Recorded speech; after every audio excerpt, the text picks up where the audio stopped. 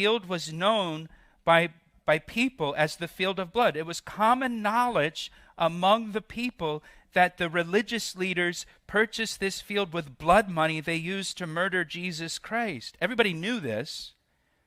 It was common knowledge among the people. And then verse 9 says, "Then was fulfilled what was spoken by Jeremiah the prophet, saying, And they took the 30 pieces of silver, the value of him who was priced, whom they of the children of Israel priced, and gave them for the potter's field as the Lord directed me." Now, Matthew here, he mentions Jeremiah, and then he quotes from Zechariah. And sometimes, again, people will point at this and say, look, there's a mistake in the Bible. Jeremiah didn't say that. That's a quote from Zechariah. This is not a mistake. This is intentional. This is something that they would do in Jewish writings. Both Jeremiah and Zechariah have prophecies about the field of blood. And so Matthew, as a Jew, he's pointing us to both. He's telling us there's a prophecy in Jeremiah about this field, and there's this prophecy in Zechariah about the price of the field being 30 pieces of silver. The prophecy in Jeremiah is found in Jeremiah chapter 7. If you want to turn there for me, and we'll look at it quickly. Jeremiah chapter 7, verse 31. So Matthew is telling us, look in both places. Look in Jeremiah for a prophecy about this same field, and look in Zechariah. And he quotes the passage from Zechariah, so we'll look at the one in Jeremiah. Jeremiah chapter 7, verse 31. It says, "And they have built the high places of Tophet." The word Tophet means place of fire, which is in the valley of the son of Hinnom. That's our valley up here on our map. "To burn the sons and their daughters in the fire, which I did not command, nor did it come into my heart." At that place in the valley of Hinnom, where the Kidron Valley and the Hinnom Valley come together, at Topheth, in the days of Jeremiah, they would sacrifice their babies there to Molech.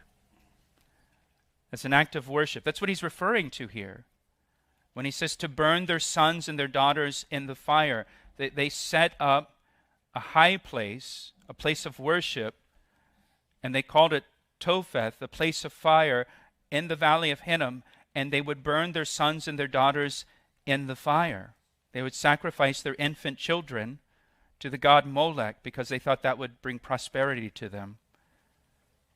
He says, "Which I did not command, nor did it come into my mind." God says, it never even entered my mind that you might begin to sacrifice your children.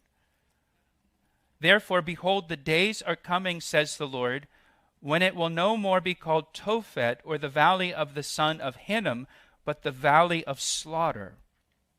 For they will bury in Tophet until there is no room.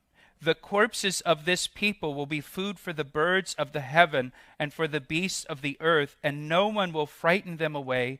Then I will cause to cease from the cities of Judah and from the streets of Jerusalem the voice of mirth and the voice of gladness, the voice of the bridegroom and the voice of the bride, for the land shall be desolate." Here God is saying, because you are sacrificing your children down in the Hinnom Valley at Tophet, because you're sacrificing your children and causing them to pass through the fire, I'm going to bring judgment upon your nation, and there are going to be so many corpses that you are going to run out of room to bury them. Do you see that at the end of verse 32? "For they will bury in Tophet until there's no room." There's no more room to bury people. The corpses will just be left out on the field where the birds of the air will come and feed on them. There'll be no more joy or mirth in the city of Jerusalem, no more bridegrooms and brides. No one will be getting married. The whole city is going to be left desolate. And Matthew is indicating to us really that this has a double fulfillment. Jeremiah is talking about the Babylonians. The Babylonian army is going to invade and destroy Jerusalem and destroy Judah. That's the first fulfillment of it. But the later fulfillment is going to come when the Romans come in and destroy Jerusalem in 70 AD. And the Romans will kill over 1 million Jews in the land of Israel in their invasion of the land of Israel. And so that's what he's referring to in Jeremiah. This valley, it's going to become a place of God's judgment when the Romans come in and destroy the city of Jerusalem. Now, turn back to Matthew chapter 27. And there's a bit of poetic justice in this story. Remember how Paul Harvey used to have the rest of the story? Well, this is the rest of the story. So there, Annas. Remember I said Annas was the power above the temple and the priesthood. Well, the priesthood, as we've seen, the priesthood was very corrupt and very wicked and didn't care about the people they were supposed to be serving. In fact, there's writings in the Jewish writings in the Talmud that talk about the brutality of the priests. And there's even some sentences in the Talmud that say things like, woe is me because of the fists of the high priest and the fists of the priests, because they're just brutalizing the people. And the people didn't like the priests because the priests were so clearly corrupt and taking from people. Remember, Jesus talked about that. You steal widows' houses, right? So when Annas dies, guess where they bury him? Field of blood. Annas is buried in this huge, ornate tomb in the field of blood in the valley of Hinnom. And today his tomb is used as a stable for livestock, and it's filled with manure, and no one visits his tomb. You can't even find it on a map. Try to go on Google Maps to locate it.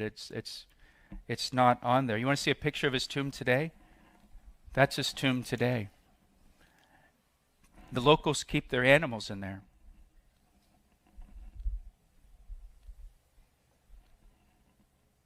And he's buried at the lowest point in Jerusalem.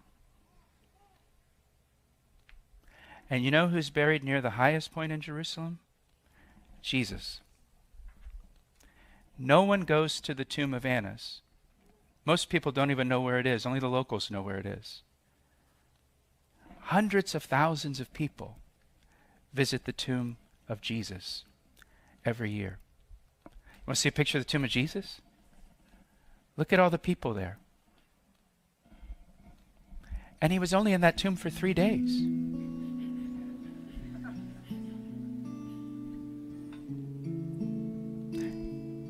Jesus has the last word in all of this.